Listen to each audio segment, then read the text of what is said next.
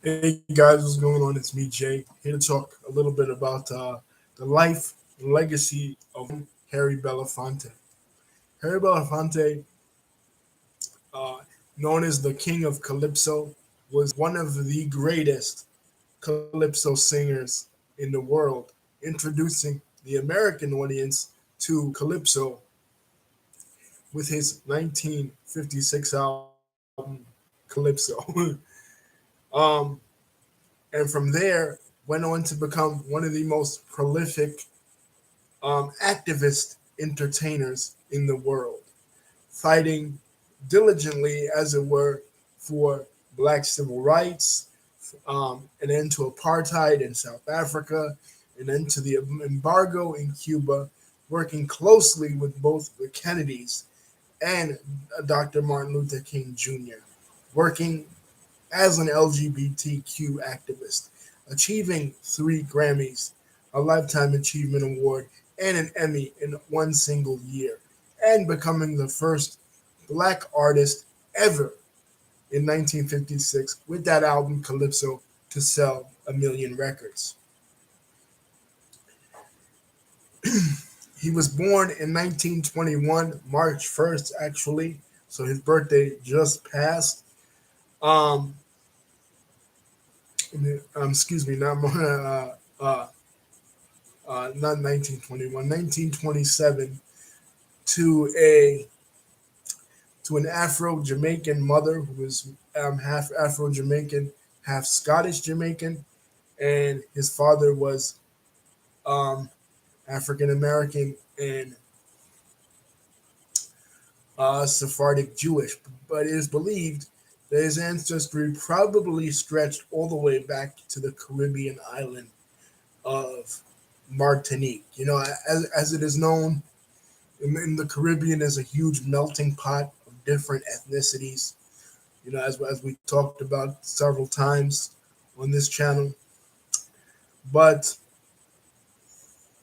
he brought calypso music to the forefront, especially um, with his song "Dale," released in the 1950s and revitalized in the 1980 Michael Keaton movie Beetlejuice. That song for the longest time before, um, of course, the 1970s revolution of Bob Marley and the Wailers, and of course, before dancehall reggae became popular, that kind of music was the only kind of exposure really that North American audiences got to Caribbean music. So, as far as being an icon of Caribbean culture, even though being born here in the United States, in Harlem Hospital, but being of Caribbean heritage and taking his Caribbean heritage to the global stage, and yet again, then using his entertainment status to push forward his activism is something to be said, something to be proud of.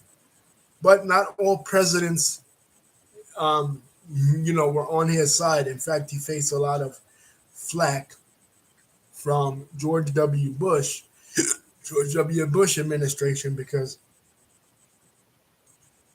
like I said, he was anti the Iraq War, because one of the hallmarks of Harry Belafonte's activism was um, not just civil rights, but he took it to an international standpoint, and not just black issues either.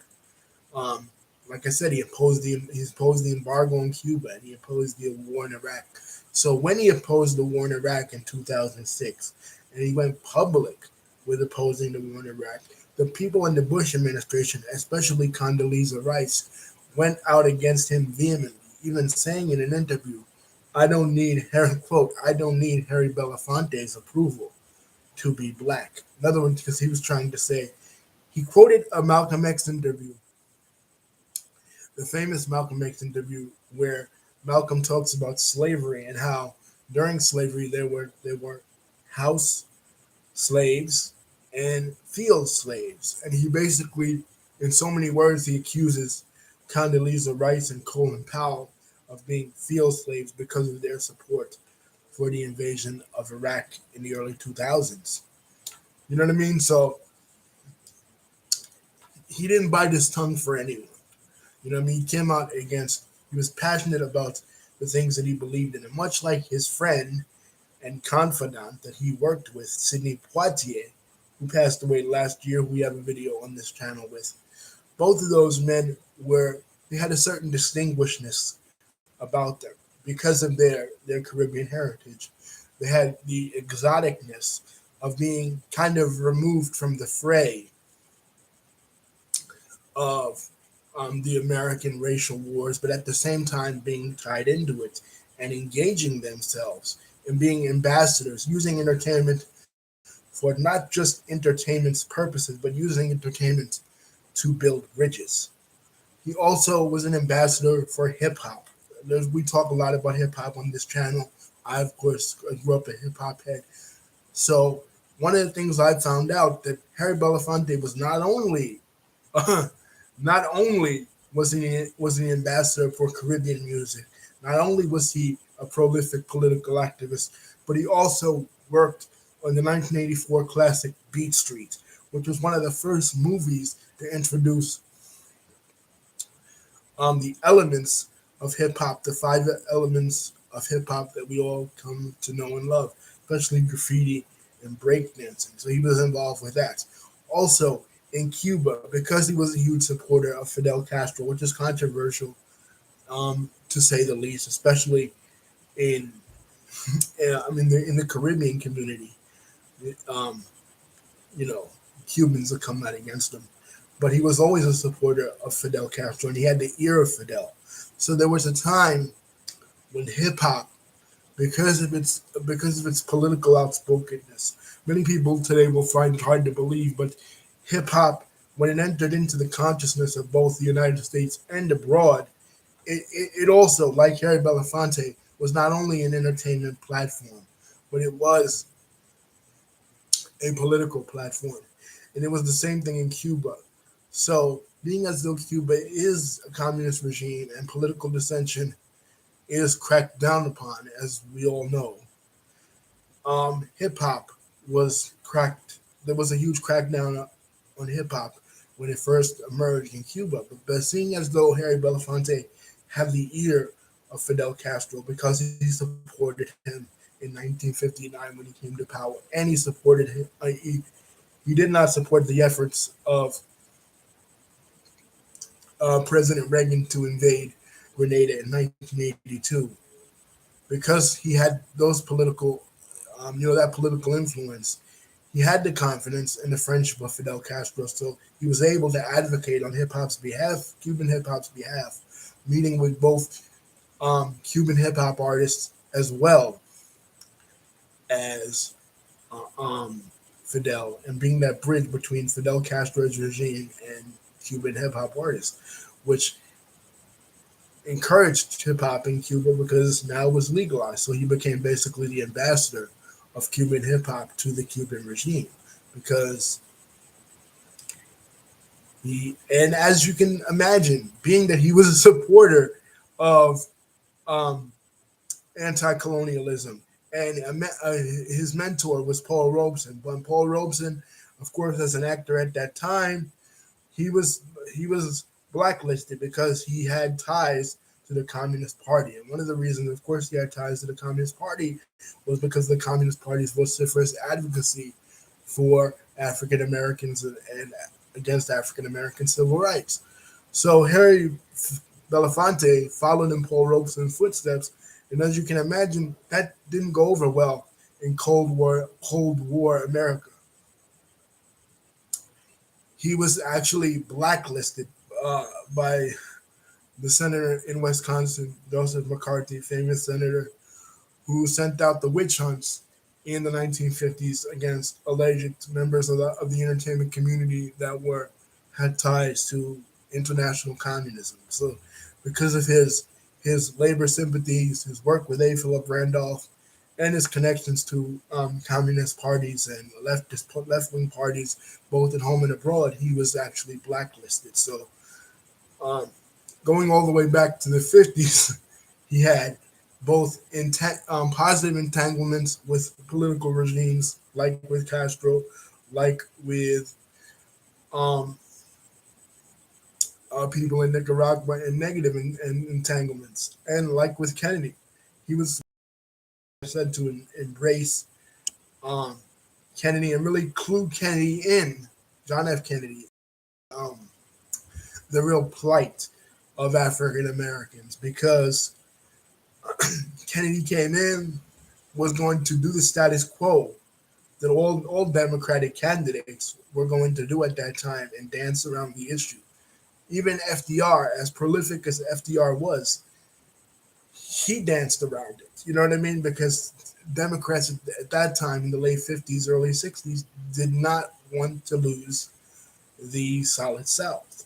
And of course, advocating for civil rights would mean that they would lose the Solid South. And Republicans, they were the same way. You know what I mean? The African American vote at that time would sometimes flip between either party because historically the Republican Party was the party of Lincoln. It was the party of anti-slavery. So African Americans, they had that pull towards that particular persuasion. But when the New Deal came around, there were some economic benefits that FDR gave African American communities, especially those in the North.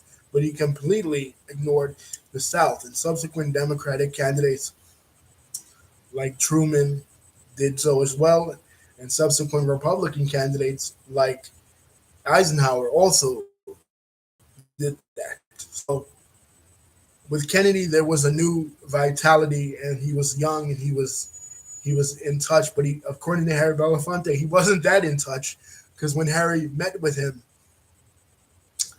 uh, he seemed to know nothing other than what was reported on the news. So Harry Belafonte was one of those who kind of clued Kennedy in. So even though he supported Kennedy, he kind of didn't support him at first because Kennedy wasn't fully committed. I think that's one of the myths of American history. Does that Kennedy was fully on board with desegregation and abolishing Jim Crow when he really wasn't. He was kind of on the same fence as uh, other Democrats. But it was Harry Belafonte who pushed him forward. It was also Harry Belafonte, like I said, that worked closely with Martin Luther King Jr., helping his family out financially when the family fell on hard times. Because Martin Luther King Jr., by the FBI, was also branded a communist, and because of his anti-segregationist policies, he was blacklisted. So King wasn't earning all that much money, and it was Harry Belafonte who stepped in to help him. Um, by the time the late 60s and early 70s came around, Harry was kind of on the outs because he was of the old school. He had joined SNCC, the Students Organization for a Democratic Society, which was headed by Stokely Carmichael at the time. But as Stokely Carmichael and as the movement itself moved more towards a Black Power persuasion more than a mainstream civil rights movement, like after the mid to late 60s, uh, he didn't he didn't really go along with that. He really didn't agree with that. So he kind of parted ways with SNCC. He still continued to engage in political activism, but he didn't do so directly. He would just more lend his advice as an ambassador. But yeah, rest in peace to Harry Belafonte for doing all the things he did, working heavily in movies. He's worked in a lot of interesting movies. One such one is a movie with John Travolta called The White Man's Burden, in which the roles of systematic racism are switched, and the systemic racism actually is imposed on whites by African Americans, as opposed to what it is in our timeline. So it's an alternative history movie, which I always enjoy. Those kind of things, those kind of role reversals, because as we see history unfold, um, anything, any one event could have easily flipped and we could have had different historical circumstances. I mean, what if um, the envoys that Abu Bakr II of Mali had sent out um, to the New World had stuck, and Africans in Mali began a colonial enterprise like that of the Spanish, the Portuguese, or the English. We'd have African colonies instead of American colonies, and the roles would be reversed because African Americans and Afro descendants would have black people would have had a head start in America, much like white people had. So that was an interesting perspective that he had done in that movie, and like I said, pushing hip hop forward around the world, pushing introducing the world to South African music. Miriam Makeba, uh, he introduced the world to her at a time when South Africa was on the minds of the lips of many people fighting apartheid. So congratulations to him for his work, a lifetime of political activism, a lifetime of entertainment, good and bad. The fact that politicians were mentioning your name, both in a good and bad context, means that you will stick with us in history. And like I said, two of those luminaries of that classical theater culture that came out of the 1920s and 30s, out of the black theater, because that's how he got his start. He was working as a janitor in the mid 30s, and somebody had given him tickets after he graduated to what was called the Negro Theater at that time, and that was his introduction to the black theatrical world.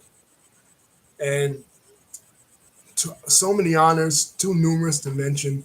But rest in peace to him, and thank you, Mr. Belafonte, for your work and helping to bring visibility to the struggle for not only freedom and justice and equality for African Americans, but freedom and justice and equality for all people, but especially those in the African diaspora, in the Caribbean, in South Africa, and of course here in the United States.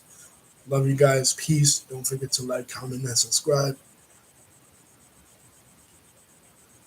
And hit the bell button to see my next videos coming out. And as always, my co-host Lisa, big shout out to her for sending me this article.